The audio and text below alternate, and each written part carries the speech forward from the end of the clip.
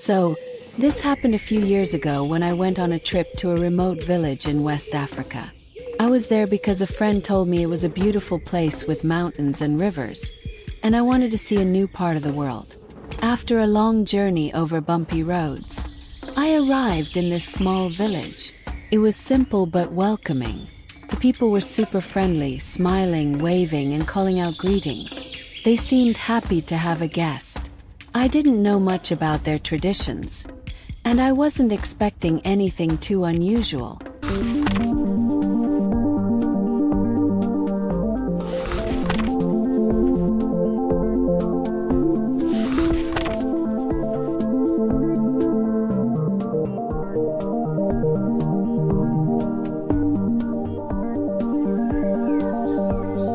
That evening, one of the elders, a man named Boko, came to invite me to a ceremony.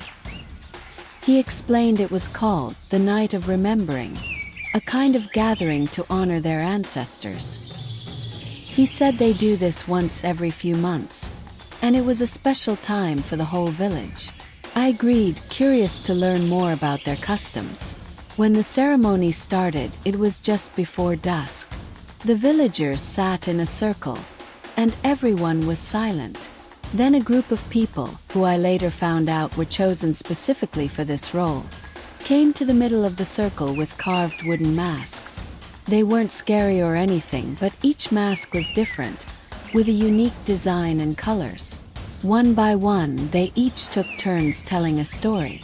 Each story was about a different ancestor, someone who had lived in the village long ago. They told these stories like the ancestors were still there, listening. They didn't just talk. They acted out the stories, mimicking the movements and expressions, sometimes even using items from the ancestors' lives, like a fishing spear or a woven basket. Then came the part one didn't expect. As they told each story, the person wearing the mask would get closer and closer to the fire in the center. They leaned in until the mask just touched the flames. The elder explained that this was a way to connect with the spirit world, showing that the ancestor spirits could come back for that one night, through the fire, to listen and feel the respect the village had for them. At first I thought it was just symbolic, but then I noticed how serious everyone was. The villagers believe their ancestors are actually there with them. You could feel the weight of it. It wasn't creepy, but it was intense. Everyone sat in absolute silence, only broken by the crackling of the fire. I think what stayed with me the most was the feeling in that circle. I've never felt anything like it before or since. It was as if, in that moment, the past was sitting there with us, quiet and powerful. As the ceremony went on, I started feeling a strange mix of awe and curiosity. Part of me wanted to reach out, to touch the masks, or even speak to one of the villagers who seemed so deeply in touch with their ancestors.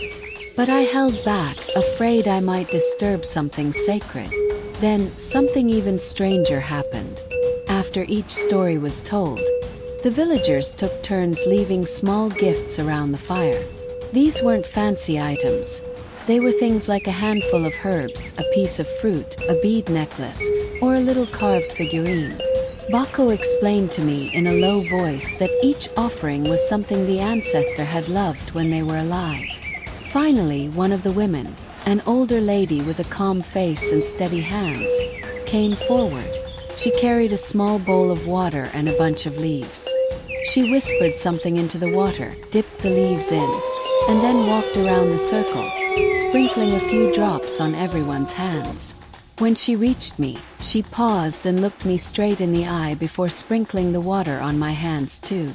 "Now you are part of the family," she said softly. I didn't know what to say. I wasn't sure what that meant exactly, but her words felt serious, like a responsibility. I looked around and noticed the villagers were nodding and smiling at me, like I'd passed some quiet test. My heart was beating fast, and I felt this strange warmth, like I was being welcomed not just by the people around me, but by something older, something I couldn't see. And then, just as quickly as it had started, the ceremony was over. The masks were carefully taken off, the fire began to die down, and the villagers drifted back to their homes, murmuring quiet goodbyes to the flames. A few of them patted me on the shoulder as they passed, like I was really one of them. I spent one more night in that village, lying awake, thinking about everything I'd seen. The whole thing felt unreal, like something I'd dreamed. But in the morning, I saw the ashes of the fire and the offerings left around the circle, and I knew it had happened. When I was about to leave, Bako and a few others came to say goodbye. He handed me a small wooden carving of a bird, the kind they give to family members as a reminder of the village and the ancestors. I didn't know if I'd ever be back, but I thanked him and promised I'd remember everything I'd seen. Even now, I keep that little wooden bird on my shelf. Sometimes I catch myself thinking back to that night. The masks, the fire, the whispers to ancestors. It's a part of me now, in a way that's hard to explain, but I'll never forget it.